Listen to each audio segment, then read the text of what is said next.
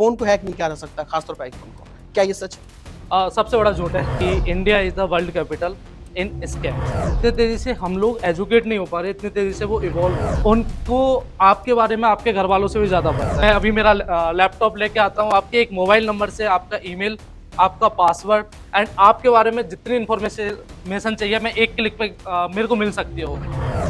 एक सबसे major point है, मैं जो पर्सनली मानता हूँ और मैं आपको बिलीव दिला सकता हूँ कि जिस डेटा प्राइवेसी की हम बात कर रहे हैं वो एग्जिस्ट ही नहीं करता। हैकर तो हैकर होता है, ये एथिकल हैकर क्या होता है? एथिक्स होते हैं सर। Okay right. तो अभी जब भारत ने पाकिस्तान के जो आतंकी संगठन है उन पर जब स्ट्राइक की, तो ऐसे में पूरे देश का गुस्सा तो हम समझ ही रहे थे। तो ऐसे में क्या साइबर अटैक्स भी हुए? बहुत ज्यादा साइबर अटैक्स हुए थे और दोनों ही साइड से हुए थे। उन्होंने हमारी काफी सारी वेबसाइट्स डिफेस की, हमने उनकी काफी सारी वेबसाइट डिफेस की। हम ऐसा नहीं है दूसरे कंट्री पे अटैक्स कर रहे हैं, हम अपनी कंट्री को भी प्रोटेक्ट कर रहे हैं। इसरो पे, DRDO पे कितने सारे अटैक्स होते हैं। हमारी एक मिसाइल का सोर्स कोड और डेटा एलिजिडली कॉन्स्पिरेसी है कि लीक हुआ है, एक प्रोटेक्शन का काम कर रहे हैं, प्रोटेक्शन लेयर का काम कर रहे हैं। सबसे मेजर जो प्लेटफॉर्म है जहाँ पे सबसे ज़्यादा स्कैम्स हो रहे हैं, क्राइम हो रहे हैं, टेलीग्राम। तो अगर कोई भी आपसे बात करते हुए लाइक व्हाट्सएप पे बात कर रहा हो, फिर वो आपको मूव कर रहा है टेलीग्राम पे, समझ जाना है सबसे बड़ा रेड फ्लैग है कि वो पक्का आपको स्कैम करने वाला है। हेलो फ्रेंड्स, मैं हूं राहुल यदुवंशी। दोस्तों, डिजिटल अरेस्ट, आपने इस बारे में बहुत कुछ सुना होगा। डिजिटल अरेस्ट के बारे में गवर्नमेंट की गाइडलाइंस भी है कि किस तरह से इस तरह के अपराध से बचा जाए। लेकिन अब साइबर अपराध की बात करते हैं, तो साइबर क्राइम के चंगुल में आप ना फंसें, क्या ये संभव है? जी हाँ, ये संभव है। इस तरह के क्राइम से आप खुद को बचा सकते हैं और इसके साथ ही दूसरों को अवेयर भी कर सकते हैं। लेकिन आखिर कैसे? साइबर क्राइम से बचा कैसे जाए? क्योंकि जो साइबर क्रिमिनल्स हैं वो बहुत ज्यादा इफेक्टिव हैं। वो जानते हैं कि आप गलती कहां पर करेंगे और आपकी उस नस को पकड़ करके न सिर्फ आपको डिजिटल अरेस्ट करते हैं, बल्कि इसके साथ ही आपको ऐसी परेशानियों में फंसा देते हैं जहां पर आप खुद को ठगा हुआ महसूस करते हैं।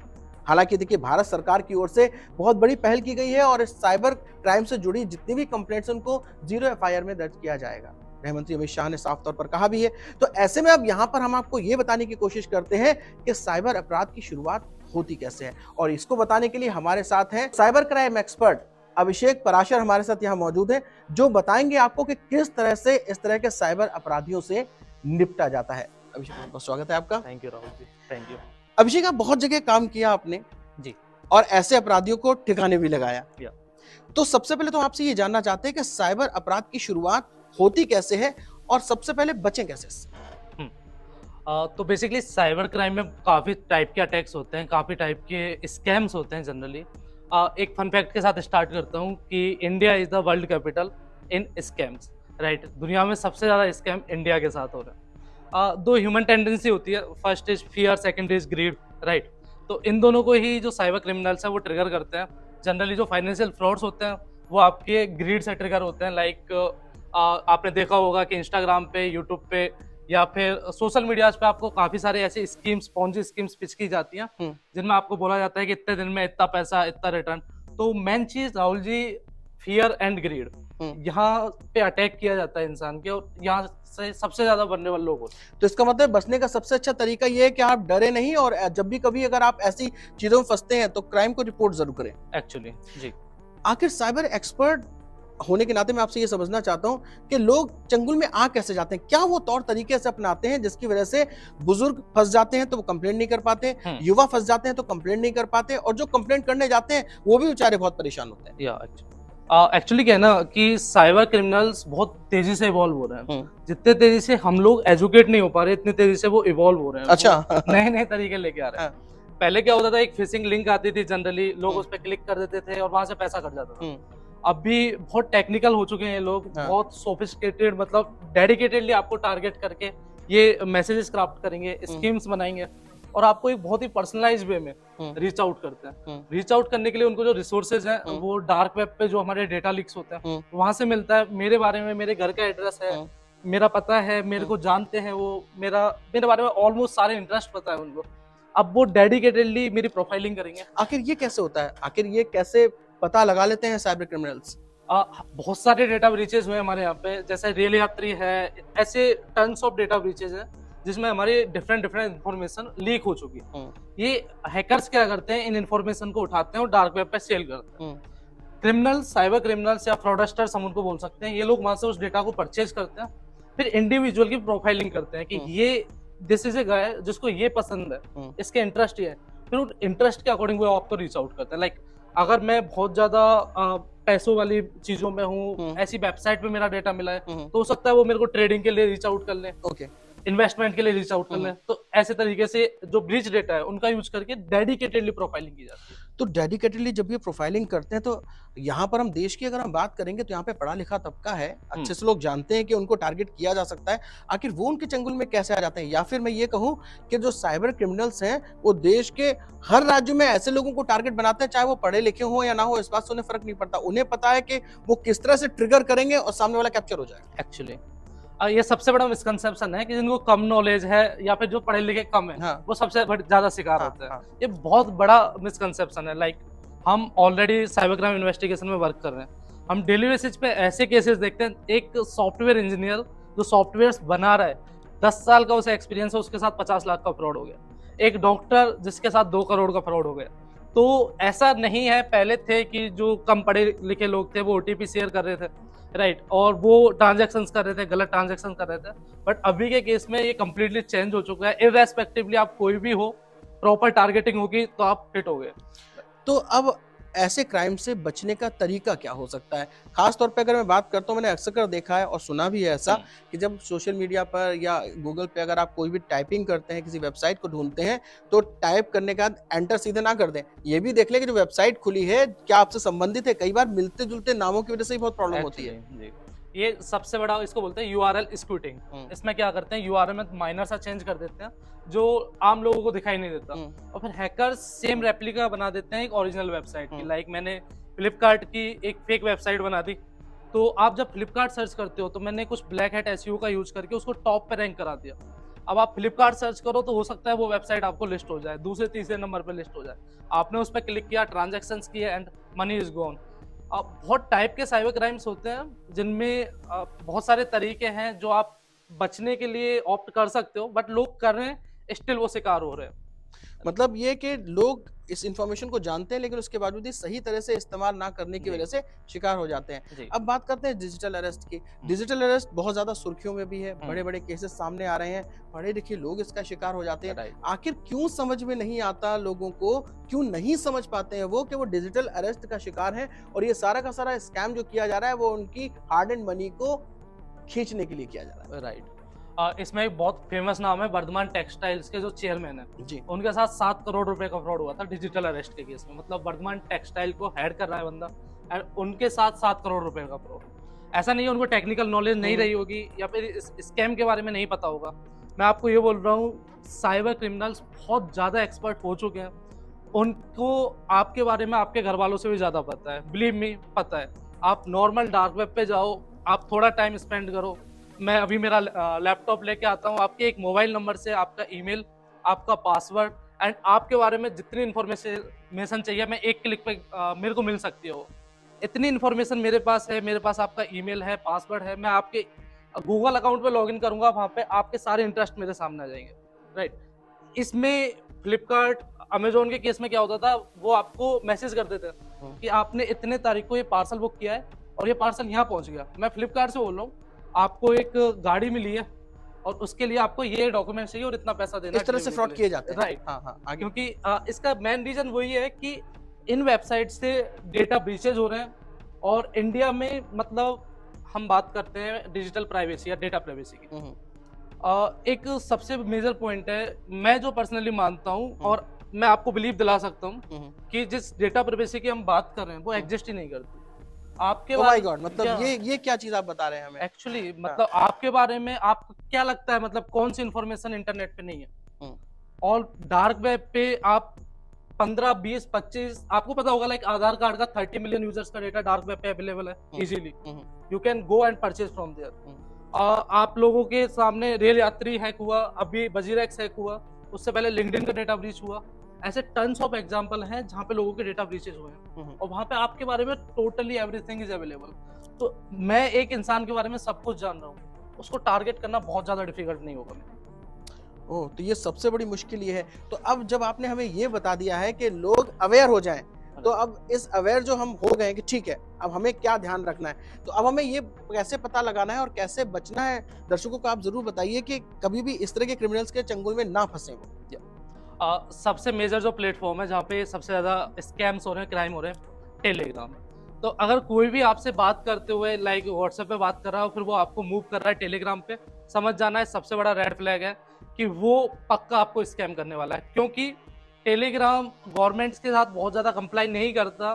कल को वो बंदा अपना अकाउंट डिलीट करेगा, everything is gone, no evidence no proof, right. Okay. Second चीज, अगर कोई भी आपको पिच कर रहा है फियर और ग्रीड, कोई भी आपको पिच कर रहा है कि 21 दिन में पैसा डबल हो जाएगा, वो पॉसिबल नहीं है, कभी भी पॉसिबल नहीं है। मूवी में अभी नहीं हो पाया था एट द एंड यहाँ पे भी पॉसिबल नहीं है, राइट। तो ये सारी चीजें फियर के केस में सर हमारे पास बहुत सारे केसेस आते हैं। लाइक क्या होता है, माइनर्स होती हैं एंड उन लड़कियों के साथ इंस्टाग्राम पे कोई प्रोफाइल फ्रेंडशिप होती है, फिर उनके साथ थोड़े दिन बात होती है, उनको अपने चंगुल में फंसाया जाता है, फिर वीडियो कॉल पे उनसे कुछ ऐसा अटेम्प्ट कराया जाता है जो वो रिकॉर्ड कर लेते हैं। अब इसके बाद उनको लाइक मल्टीपल इयर्स तक फिर उनका एक्सप्लॉइटेशन होता है। तो फियर और ग्रीड, ये दो कंपोनेंट्स है जो आपके हर बार ट्रिगर होंगे किसी भी स्कैम। तो हर बार इसी चीज का ध्यान रखना है। अब जैसे कि एथिकल हैकिंग की अगर हम बात करते हो तो आप एथिकल हैकर भी। हैकर तो हैकर होता है, ये एथिकल हैकर क्या होता है? एथिक्स होते हैं सर। ओके। राइट। जब भी आप किसी फील्ड में ऑपरेट कर रहे हो, आपके एथिक्स होते हैं। एक मेजर लाइन वही होती है, स्किल्स दोनों के पास सेम होती है और थोड़े पर्सपेक्टिव होते हैं देखने के। किसी को कोई चीज गलत लगती है, दूसरे को वो सही भी लग सकती है। Like every coin has two face. मैं कोई अटेम्प्ट कर रहा हूँ, कोई चीज कर रहा हूँ, हो सकता है वो इंडिया में लोगों को सही लगे और किसी और कंट्री में खराब लगे, तो उनके लिए मैं अनएथिकल हैकर या ब्लैक हैट हैकर, और इंडियंस के लिए मैं एथिकल हैकर हो गया। तो अभी जब भारत ने पाकिस्तान के जो आतंकी संगठन है उन पर जब स्ट्राइक की, तो ऐसे में पूरे देश का गुस्सा तो हम समझ ही रहे थे। तो ऐसे में क्या साइबर अटैक्स भी हुए थे? बहुत ज्यादा साइबर अटैक्स हुए थे और दोनों ही साइड से हुए थे। उन्होंने हमारी काफी सारी वेबसाइट्स डिफेस की, हमने उनकी काफी सारी वेबसाइट डिफेस की, और वहाँ पे कुछ सिंबल्स भी छोड़े, वो लोग पहचान जाएंगे। ठीक है। तो ये किस तरीके से करते हैं और ये इसको करने की जरूरत क्या है और इससे हमें क्या बेनिफिट मिला? सर हैकिंग में ना एक टर्म होती है हैक्टिविस्ट।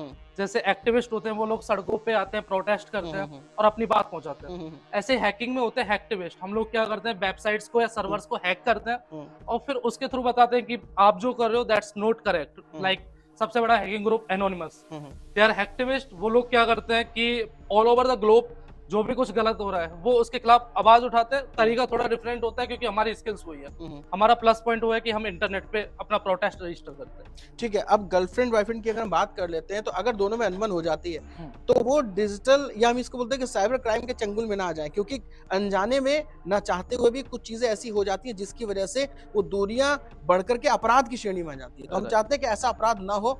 बताइए कोई केस स्टडी आपके पास में हो, और इसके साथ ही हम ये भी चाहेंगे कि आप दर्शकों को यही बताएं कि आखिर ये ना करें। राइट। इस केस में मैं बताता हूँ, लाइक ये फ्रेंड्स हैं, बॉयफ्रेंड गर्लफ्रेंड नहीं है, बट ये फ्रेंड्स हैं। ये लोग एक ग्रुप में हैं और ये आपस में बहुत अजीब सी चीजें शेयर कर रहे हैं, मतलब जो नहीं होनी चाहिए व्हाट्सएप ग्रुप में, और कुछ केसेस में इलीगल भी है। ठीक है। मैं चाइल्ड की तरफ इशारा कर रहा हूँ जो कि बैन है इंडिया। ठीक है। राइट।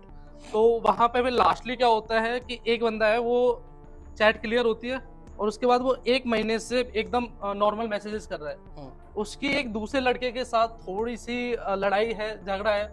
अब ये क्या करता है, उस व्हाट्सएप ग्रुप को ले जाके लॉ इन्फोर्समेंट को दे देता है कि ये बंदा इसमें ये चीजें शेयर कर रहा है। उसके बाद वो जेल जाता है और उसके ऊपर एक्शन होता है।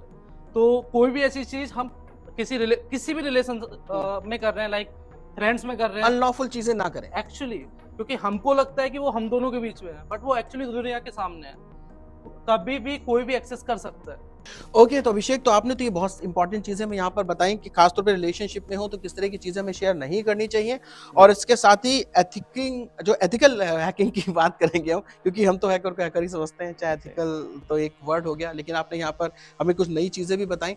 अब इसके साथ ये भी जानना चाहते हैं कि डिजिटल अरेस्ट, जैसे हमने आपसे जानने की समझने की कोशिश की, इसके साथ ही हम बताया कि जहाँ पर एक अंडरस्टैंडिंग होती है, उस अंडरस्टैंडिंग के बीच में आप इस गलती से भी कोई ऐसी चीजें ना कर दें जिसकी वजह से आप साइबर क्रिमिनल बन जाए, है ना? एग्जैक्टली, उसको ऐसा बोल सकते हैं। व्हाट्सएप, इंस्टाग्राम, फेसबुक, या इसके अलावा और भी सोशल मीडिया प्लेटफॉर्म है, आखिर इन प्लेटफॉर्म को यूज करते समय खासतौर पे जो हमारी जैन जी है, किस बात का ख्याल रखें? पहले मैं एक ऐड ऑन करता हूँ। जी बिल्कुल। क्योंकि मैं खुद साइबर सिक्योरिटी से आता हूँ, एथिकल हैकिंग से आता हूँ, तो मैं क्लियरिफिकेशन देता हूँ। लाइक हैकर्स कोई भी बड़े ऑपरेशंस होते हैं तो वहाँ पे साइबर सिक्योरिटी का एक अपना इंपॉर्टेंस होता है। कोई भी मेजर अटैक्स कोई भी कंट्री एक दूसरे पे प्लान करते हैं, सबसे बड़ा रोल होता है साइबर सिक्योरिटी। ठीक है, राइट। नाटो ने आपके 2016 के बाद में 2 डोमेन्स ऐड किए हैं वॉर में, कि अगर कोई पहले था लैंड, एयर एंड वाटर, इनमें कोई अटैक्स होते हैं तो उनको हम वॉर डिक्लेयर कर सकते हैं। बट 16 के बाद में साइबर और स्पेस 2 फील्ड और ऐड हुए कि अगर इनमें कोई कंट्री दूसरी कंट्री पर अटैक करती है तो that can be considered as a war. Okay, right. तो वॉर होगी तो दोनों देशों के पास आर्मी होती है, तो हम एथिकल हैकर से हमारे देश की साइबर आर्मी है। हम ऐसा नहीं है दूसरे कंट्री पर अटैक्स कर रहे हैं, हम अपनी कंट्री को भी प्रोटेक्ट कर रहे हैं। हमारी कंपनी लाइक आप देखो डेली बेसिस पे इसरो पे, डीआरडीओ पे कितने सारे अटैक्स होते हैं। हमारी एक मिसाइल का सोर्स कोड और डेटा एलिजिडली कॉन्स्पिरेसी है कि लीक हुआ है, तो वो लोग अटेम्प्ट कर रहे हैं। हमको डिफेंसिव साइड में रहकर अपने आप को प्रोटेक्ट करना है। हम ऑफेंस नहीं कर रहे हैं, हम डिफेंसिव है। हम अपनी कंट्री के लिए एक प्रोटेक्शन का काम कर रहे हैं, प्रोटेक्शन लेयर का काम कर रहे हैं। We are the ethical hackers, the warriors of cyber field. Very nice, very nice. तो ठीक है, इसी साथ हमें जो हमारे फ्रेंड्स हैं वो भी ये भी जानना चाह रहे होंगे, अक्सर कर ये एक बात हमने सुनी है कि फोन को हैक नहीं किया जा सकता, खासतौर पर आईफोन को, क्या ये सच है? सबसे बड़ा झूठ है। पेगासस नाम का जो सबसे फेमस इनफेमस स्पाईवेयर है, वो बनाया गया था आईफोन के लिए। और पेगासस इजीली अवेलेबल है, डार्क वेब पे जाके परचेज करो और आईफोन हैक करो। और वो तो आप लोगों ने कवर भी किया है मीडिया में कि स्पाई वगैरह हुई है पॉलिटिकली एक दूसरे पे, तो वो आप लोगों के है ही चैनल्स पे। अच्छा, ठीक है। इसके साथ ही कहा जाता है कि अगर हम मेलवेयर से बचने के लिए अगर हमने इंस्टॉल कर रखा है एंटीवायरस, तो आपके सिस्टम को कोई हैक नहीं कर सकता, क्या ये सच है? देखो, एंटीवायरस है तो वो आपके पास ही नहीं है, वो हैकर के पास भी है। उसे पता है कि ये क्या डिटेक्ट करेगा, वो उसको मैनिपुलेट कर देगा और हाइड कर देगा, तो वो डिटेक्ट नहीं हो पाएगा। ओके, तो अब यहाँ पर हम सबसे इंपॉर्टेंट चीज समझ लेते हैं कि अगर हमारे पास हम फोन को सिक्योरिटी के साथ यूज कर रहे हैं, चाहे हम अपने कंप्यूटर को, लैपटॉप को सिक्योरिटी के साथ यूज कर रहे हैं, तो ऐसे में हम हैकर के चंगुल में बिल्कुल भी ना आए। ऐसे के लिए हमें क्या करना होगा? ओके, देखो बेसिकली मैं बता दूं आपको, ये सबसे बड़ा झूठ लगता है मेरे को, क्योंकि कि हमारा फोन सिक्योर है या सेफ है। रीजन क्या है, हमारे बहुत सारे ऐप ऐसे थे जो प्ले स्टोर पे थे और लास्टली पाया गया कि वो स्पाई के लिए यूज हो रहे हैं। टिकटॉक प्ले स्टोर से डाउनलोड करते थे, एलिजिडली एलिगेशंस लगे चाइना स्पाई कर रहा है उसके थ्रू। ठीक है, राइट। तो आप किस बेसिस पे डिसाइड करोगे कि कौन सा ऐप सेफ है, कौन सा ऐप नहीं?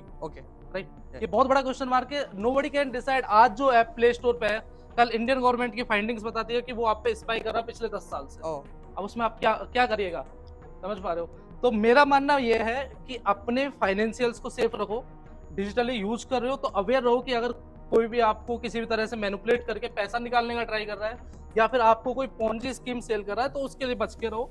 सेकंड चीज, इंटरनेट पे कुछ भी ऐसा क्रिएट मत करो जो दुनिया के सामने आया तो दिक्कत हो जाए, क्योंकि एट द एंड आ जाएगा, आपको ही सफर करना पड़ेगा। अच्छा, चलिए, अगर मेरी किसी से झगड़ा हो जाता है और मैं चाहता हूँ कि आपकी हेल्प लेकर के उसका फोन हैक कर लूं, क्या ये पॉसिबल? बिल्कुल पॉसिबल है। मतलब मैं एथिकल हैकर हूं, मैं नहीं करूंगा ऑब्वियसली, बट हाँ, इट्स पॉसिबल। ठीक है, और ऐसे में हम किस तरह से फाइनेंशियल चोट भी किसी को पहुंचा सकते हैं? एब्सोल्युटली, बहुत सारे केसेस में होता है कि ओटीपी नहीं आते, काफी वो कंप्लेंट्स आती है कि सर ओटीपी नहीं आए, अकाउंट खाली हो गया। उसने आपके सिस्टम में एपीके डाउनलोड किया, एपीके से आपके पूरे सिस्टम का एक्सेस लिया, फिर कोई ओटीपी की जरूरत नहीं है। किसी का फोन हैक करना ये तो कानूनन अपराध है। हाँ, अपराध तो है, बट पॉइंट इज जो भी हैकर्स है ना, वो एक तो रिपोर्ट नहीं हो पा रहे। मेजर जो सबसे बड़ी प्रॉब्लम आ रही है कि साइबर जो भी क्राइम्स है वो रिपोर्ट नहीं हो पा रहा, लेस देन 1% क्राइम रिपोर्ट हो रहा है। Okay, right. सेकंड थिंग, ये जनरली होते हैं कि बीपीएन्स वगैरह यूज कर रहे होते हैं या फिर कुछ ऐसे सॉल्यूशंस यूज करते हैं जिससे इनकी रियल आइडेंटिटी को डिस्क्लोज करना डिफिकल्ट हो जाता है। तो as a cyber crime expert आखिरी सवाल आपसे लेते हैं, हमारे ऑडियंस को क्या कहना चाहेंगे आप कि किस तरह से साइबर क्राइम से बचें और किन खास बातों को ध्यान रखना है? पूरे एपिसोड में हमने आपको यही बताने की कोशिश की है कि साइबर क्राइम क्या होता है और बचना कैसे, और जाते जाते भी हम आपको ये अवेयर करना चाहते हैं। मैं अपनी जुबान में नहीं, एक्सपर्ट की जुबान में आपको ये समझाने की कोशिश करूंगा कि बचिए, क्योंकि सतर्कता ही सबसे बड़ा बचाव है। जी तो फर्स्टली ऑथेंटिक सोर्सेज से कुछ भी डाउनलोड करो, मतलब प्ले स्टोर से ही डाउनलोड करो। अगर कोई ऐप डाउनलोड करना है, क्रैक सॉफ्टवेयर यूज मत करो, वो क्लियरली बैकडोर्स हैं जो आपके सिस्टम्स को हैक कर देंगे।